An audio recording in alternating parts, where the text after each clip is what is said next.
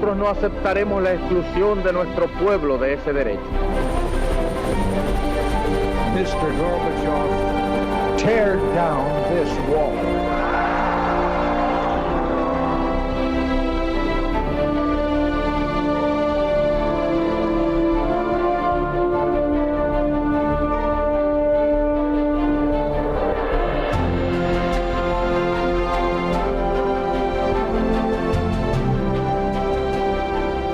Buenas noches, señoras y señores, bienvenidos a Tiempos Modernos.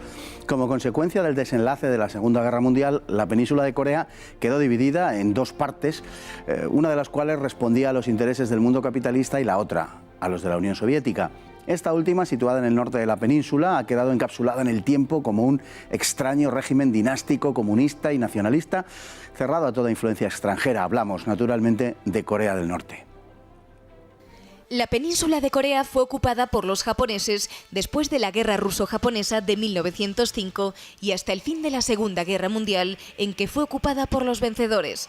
La existencia de Corea del Norte es consecuencia del fin de la guerra en 1945. Aunque en un principio no estaba prevista ninguna división del país, en 1948 la zona norte se negó a celebrar las elecciones que la ONU tenía proyectadas. Al verificarse la ruptura, se crearon dos estados antagónicos, uno capitalista y democrático y otro comunista, cada uno de los cuales reclamaba, y siguen haciéndolo, la reunificación de la península bajo sus propias condiciones. 2 años después, en 1950, Corea del Norte invadió el sur y estalló la guerra. Los norcoreanos tomaron Seúl, aunque el contraataque norteamericano, dirigido por el general MacArthur, restableció la situación. Stalin, confiado en que la respuesta de Washington iba a ser mucho menos resuelta, no tuvo más remedio que aceptar la situación. Se estableció entonces una dictadura comunista dirigida por Kim Il-sung, un guerrillero comunista adiestrado en la Unión Soviética durante la Segunda Guerra Mundial, cuyo programa giraba en torno a la defensa de la independencia económica y política del país respecto al extranjero. Kim Il-sung fue el creador de la llamada Doctrina Juche, una mezcla de socialismo y tradición coreana, basado en una serie de puntos que ideológicamente se concretan en un nacionalismo popular comunitarista, apuntalado por lo que el régimen asegura ser una incesante amenaza imperialista, al tiempo que se exalta la cultura tradicional coreana. La doctrina Juche asegura que el nacionalismo y el internacionalismo no son solo compatibles, sino complementarios, y pone un especial énfasis en el imperio de las masas, que da al régimen un peculiar aspecto de movilización permanente que combina con un muy pronunciado culto al líder. El calendario norcoreano es diferente al occidental y comienza con el nacimiento de Kim Il-sung, que tuvo lugar en 1912. El ejército es el cuarto del mundo en personal y el primero en gasto proporcional, un 25% del presupuesto nacional, por lo que no es extraño que las Fuerzas Armadas sean un sostén esencial del régimen. De hecho, el aspecto militar es el más importante de la política norcoreana. Corea del Norte es un país casi completamente cerrado al exterior, solo tiene relaciones con China y hasta 1979 con Kampuchea. Un régimen como el de Pyongyang es imposible de mantener si no es en ese aislamiento. En el país no hay internet ni apenas telefonía móvil y el acceso a la televisión está fuertemente restringido. Es a través de China como mantiene algunas relaciones con el mundo exterior. Para entrar en el país hay que tener un permiso especial y para salir no existe ninguno, ya que no tiene sentido que ningún norcoreano quiera salir al exterior, puesto que la terminología del régimen, el exterior es el infierno. El país atraviesa una crónica situación de crisis económica agravada por los bloqueos a los que le somete la comunidad internacional. Hace 30 años se crearon zonas económicas especiales en las que se fomenta la inversión extranjera, pero eso cuenta en el conjunto nacional. En 1999 el gobierno admitió la muerte de 220.000 personas por inanición, aunque las cifras reales podrían multiplicar por 10 dicha estimación.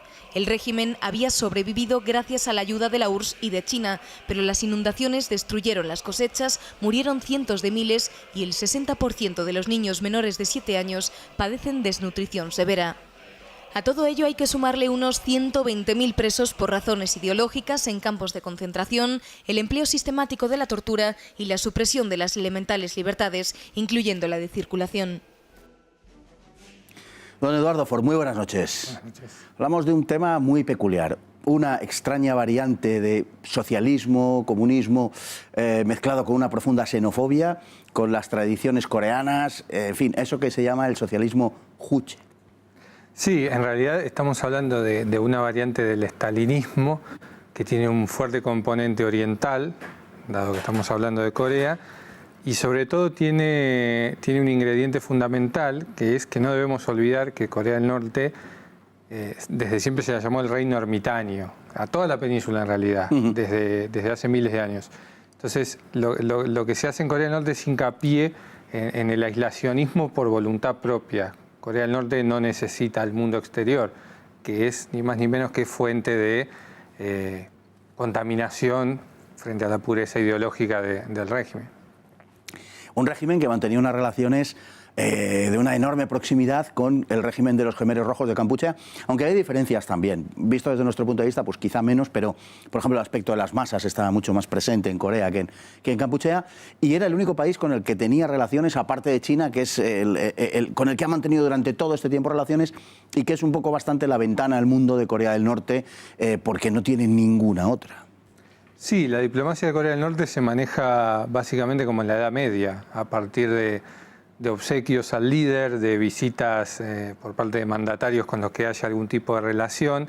Y bueno, cabe recordar que tanto Kim Il-sung como su hijo Kim Jong-il, el abuelo y el padre del actual líder respectivamente, tenían mucho miedo a viajar en avión, con lo cual eso... Stalin también.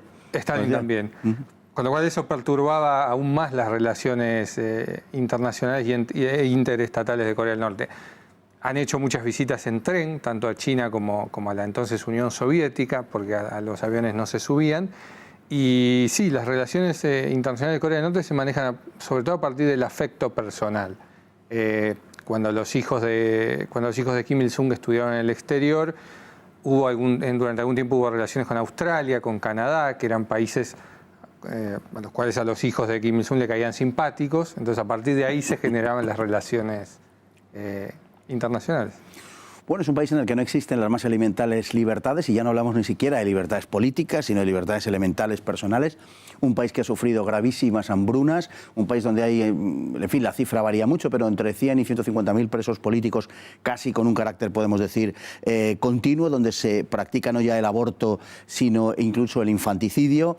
En fin, un país con unas peculiaridades vistas desde Occidente verdaderamente sobrecogedoras, sobre todo por lo que tiene, o particularmente por lo que tiene de negación, como digo, de las más elementales libertades, yo no sé decir ciudadanas o de los súbditos, o en fin, cada uno que le ponga el sustantivo que crea más oportuno, porque es difícil calificarlo desde nuestro punto de vista. Sí, además hay que tener en cuenta que Corea del Norte es, como en aquella película de Peter Weir, el Truman Show, es como una especie de república de los niños. O sea, la inmensa mayoría de la población de Corea del Norte cree que el cine de Corea del Norte está premiado a nivel mundial, que sus selecciones deportivas triunfan en todo el mundo. De hecho, en uno de los últimos mundiales de fútbol, cuando Corea del Norte fue eliminada por Brasil, lo cual era previsible, durante toda una mañana la selección norcoreana de fútbol estuvo en la Plaza Mayor de Pyongyang, dispuesta para ser insultada, escupida y demás por la población, porque lo que el gobierno no podía permitir era esa humillación a nivel internacional, con lo cual sí, hay una negación total de las libertades individuales y una construcción ficticia de todo lo que sucede desde todo punto de vista.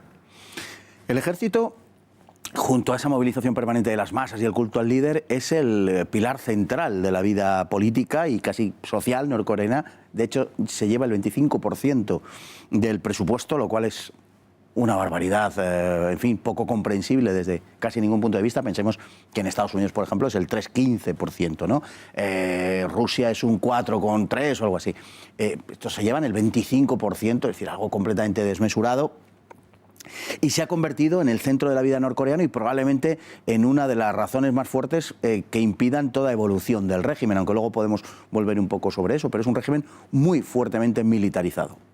Es un régimen muy fuertemente militarizado y esa tiene que ser su esencia y el motivo último de su permanencia, porque tenemos que recordar que en Corea del Norte no solo hubo centenares de miles de muertes por inanición, sino que hubo hasta casos de canibalismo.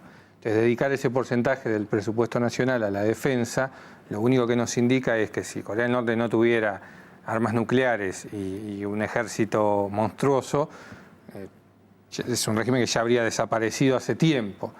Incluso el propio régimen afirma que su motivo último de pervivencia es ese, el hincapié que hacen en el militarismo como estilo de vida, digamos. Pero y lógicamente también el aislamiento, ¿no?, de Corea del Norte. Visto, en fin, las fotografías espaciales de cuando se enfoca toda la zona oriental de Asia, por la noche, las fotografías nocturnas pues nos hacen ver cómo hay una enorme cantidad de gasto de energía luminosa en toda la costa del Pacífico China, por supuesto en Japón, e incluso en zonas mucho más infradesarrolladas o mucho menos desarrolladas que las que acabamos de citar, pero nos da imagen, digamos, de la vida de esos países, por ejemplo la India, ¿no?, o incluso el sudeste asiático, Vietnam, Camboya, Laos, Tailandia. En cambio, el norte de Corea aparece completamente a oscuras, de tal forma que, como el sur de la península coreana sí está iluminado, nos da la impresión de que lo que hay ahí es una isla visto desde la noche, ¿no? Sí, totalmente, es un contraste brutal entre el norte y el sur. De hecho, cuando los habitantes del norte que escapan por la frontera, los pocos que lo logran, llegan al sur, descubren un mundo totalmente nuevo, que no es lo que les habían contado, no es el infierno capitalista donde la gente sufre por el consumismo y se siente obligada a comprar y vender todo el tiempo, sino que ven una vida a sus ojos mucho mejor, ¿no? Con 3 comidas diarias. Estoy diciendo cosas básicas, pero es que el contraste es como de la Edad Media con el siglo XX, siglo XXI. Hay una diferencia muy grande entre el sur y el norte, pero quizá lo que te acabas de comentar de esos norcoreanos que pueden pasar al mundo capitalista, o que pueden pasar al sur y que se quedan impresionados por lo que ven allí, nos lleva a formularnos una pregunta en sentido contrario. Los habitantes del norte de Corea, y sobre esto hay muchas controversias, por ejemplo, cuando se produjo la muerte de Kim Jong-il, del hijo del gran líder, de Kim Il-sung, el año 94, si no recuerdo mal, y se produjeron unas escenas el año 2011 me parece que fue, perdón, el 94 es cuando heredó, y se produjeron unas escenas de auténtica, en fin, emoción desbordada por parte de la población. Hubo un debate en Occidente acerca de si esos lloros, ¿no?, era verdaderamente esa fusión sentimental, esa emotividad desbordada, correspondía con un sentimiento genuino o si era algo fingido. Y yo he sostenido siempre que, dada el aislamiento de Corea del Norte, verdaderamente es algo que pueden llegar a sentir, que efectivamente aman a su líder. Bueno, sería demasiado simplista pensar que es simplista y un poco impracticable pensar que era un dolor y una histeria simuladas. Yo estoy de acuerdo, yo creo que si nos criamos en un país totalmente recluidos e incluso a nuestro presidente lo llamamos el Padre Eterno, cuando se muere nuestro padre, evidentemente sufrimos.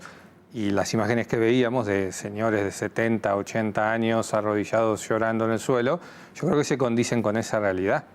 Una realidad que además viene reforzada por el hecho de ser una especie de monarquía dinástica, un régimen comunista dinástico, que es ya lo más extraño que uno puede imaginar, con Kim Il-sung, Kim Jong-il, Kim Jong-un, o sea, abuelo, padre, hijo, y que se suceden unos a otros. Es una verdadera dinastía. Sí, es una especie de monarquía estalinista hereditaria, donde se dan situaciones como que solo se ven en países como algunas antiguas repúblicas soviéticas. Se ven situaciones como las que el hijo toma el poder de manos del padre, que lo tomó de manos del abuelo, y hay un homenaje a toda la dinastía en el congreso anual del partido, con imágenes más propias de un reino de la Edad Media que de un país del siglo XX o del siglo XXI.